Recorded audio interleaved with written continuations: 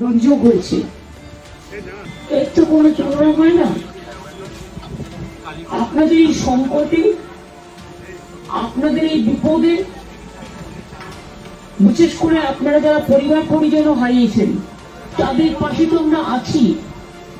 Plus যাদের ঘর বাড়ি ভেঙে গেছে, খাবার নেই, সেখানেও পুলিশকে দিয়ে, অ্যাডমিনিস্ট্রেশনকে দিয়ে কমিউনিটি কিচেন আমরা চালু করেছি। সরকার সর্বরকম উদ্যোগ নিয়েছে। যারা মারা গেছে এই পরিবারগুলো, তাদের আমরা 5 লক্ষ টাকা করে দিচ্ছি এবং তার পরিবারে একজনকে আমরা স্পেশাল হোমগার্ডের চাকরিও করে দেবো। কারণ দেখুন, যারা মারা গেছে পয়সা দিয়ে সেটা পুরো করানো যায় না, কিন্তু যারা চলে যায় তারা তো চলে যায়, তাদের জন্য তো কষ্ট আছে, কিন্তু যারা পড়ে থাকে তাদেরটা তো দেখতে হয় না। সেই পরিবারগুলোর পাশে দাঁড়াবার জন্য এটা আমাদের উদ্যোগ। যাদের বাড়িঘর ভেঙে গেছে, আমি ডিএমকে এবং এসপি পুলিশকে বলবো, লোকাল বিডিও এবং আইসিদের সাথে কথা বলে ন্যায্য যেটা, জেনুইন যেটা, সেটা আপনারা একটা লিস্ট তৈরি করুন, করে সিএসকে পাঠাবেন দয়া করে, সেগুলো আমরা দেখে দেবো।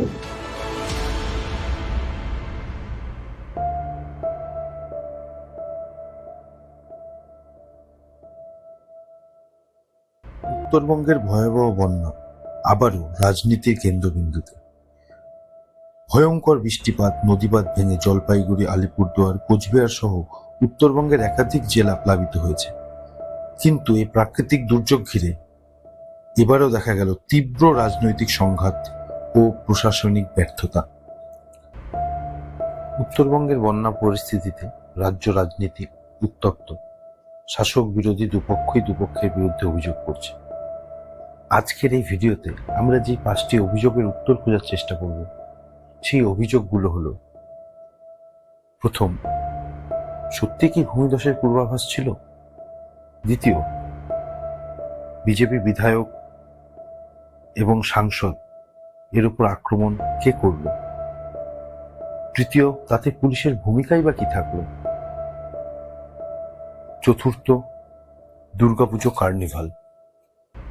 এবং পঞ্চম, বন্যা নিয়ে রাজনীতি, সেটা কেন্দ্র হোক বা রাজ্য, দুপক্ষই করছে। চলুন দেখা যাক। ভূমিধসের পূর্বাভাস ছিল? হ্যাঁ, আবহাওয়া দপ্তর ও কেন্দ্রীয় জল কমিশন আগেই ভূমিধস ও অতিবৃষ্টির সম্ভাবনার সতর্কতা জারি করেছিল। কিন্তু স্থানীয় প্রশাসনের তরফে সময় মতো যথাযথ প্রস্তুতি বা সরিয়ে নেওয়ার ব্যবস্থা করা হয়নি, যার ফলে বহু পর্যটক এবং সাধারণ মানুষ আটকে পড়েছিল এবং শেষ পাওয়া খবর অবধি 28 জনের মৃত্যু হয়েছে। সোমবার জলপাইগুড়ির নাগরাকাটায় দুর্যোগ কবলিত এলাকায় পরিদর্শনে গিয়ে বিক্ষোভের মুখে পড়েছিলেন মালদা উত্তর লোকসভা কেন্দ্রের বিজেপি সাংসদ খগেন মুর্মু এবং শিলিগুড়ির বিধায়ক শঙ্কর ঘোষ। অভিযোগ, লাঠি জুতো নিয়ে খগেন মুর্মু এবং শঙ্কর ঘোষের ওপর চড়াও হয়েছিলেন কয়েকশো মানুষ, যা আমরা এই ভিডিওতে দেখতে পাচ্ছি। নদী থেকে পাথর তুলে গাড়ি লক্ষ্য করে ছোড়া হয় বলেও অভিযোগ।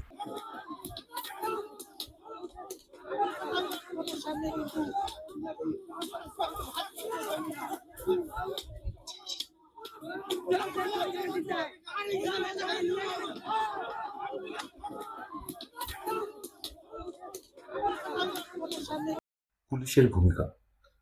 পুলিশ প্রশাসন কিছু ক্ষেত্রে নিরপেক্ষ ভূমিকা পালন করতে ব্যর্থ হয়েছে বলে অভিযোগ। শাসক দলের সভা বা মুখ্যমন্ত্রী সফরে পুলিশ কঠোর সতর্কতা অবলম্বন করে, কিন্তু দুর্গত এলাকায় বিশৃঙ্খলার সময় পুলিশের উপস্থিতি ছিল নামমাত্র।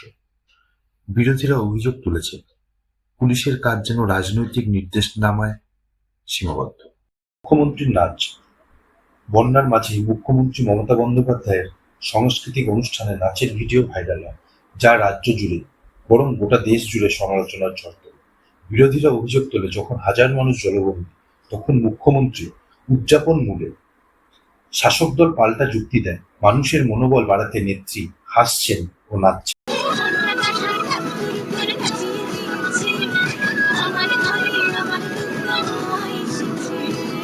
বন্যা নিয়ে রাজনীতি।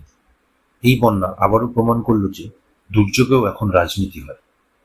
একদিকে কেন্দ্র ও রাজ্যের মধ্যে তহবিল ও দায়িত্ব নিয়ে টানাপোড়েন, অন্যদিকে বিরোধীরা প্রশ্ন তুলছে রাজ্য সরকারের অব্যবস্থাপনা। ফলত দুর্গতরা আজও সাহায্যের অপেক্ষায়, আর রাজনীতি চলছে জোর কদমে।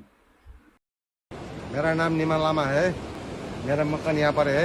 हाँ, मेरा मकान पानी की वजह से पूरा जल स्तर भीग गया।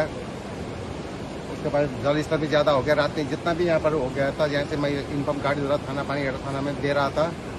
मेरा जितना भी सामान वामान था मेरा सब बच गया। बकरी उकरी था, बहुत सामान था इसमें मेरा। जो कमाई करने वाला का दुकान उकान था सब बच गया। इसीलिए मैं यहाँ से पानी गढ़ थाना गाड़ी धरा यहाँ का पंचायत प्रधान को उप प्रधान को फ़ोन किया, यहाँ से व्हाट्सअप करके भेजा था रात में 2 बजे। वहाँ से आके फिर पानी गढ़ थाने से आके गाड़ी थाने से आके कैश बैरियर लगा दिया। उसी टाइम ब्रिज का भी टूट गया था, उसका मैं इन्फॉर्म पानी गढ़ थाना में गाड़ी थाना में किया था। वो लोग आगे छोड़ते हैं पकड़ दिले आपको। Thank you. ধন্যবাদ। এইরকম আরো ভিডিও দেখতে হলে আমাদের লাইক করুন, সাবস্ক্রাইব করুন এবং কমেন্ট করে জানান আপনারা কোন বিষয়ের উপর পরবর্তী ভিডিও দেখতে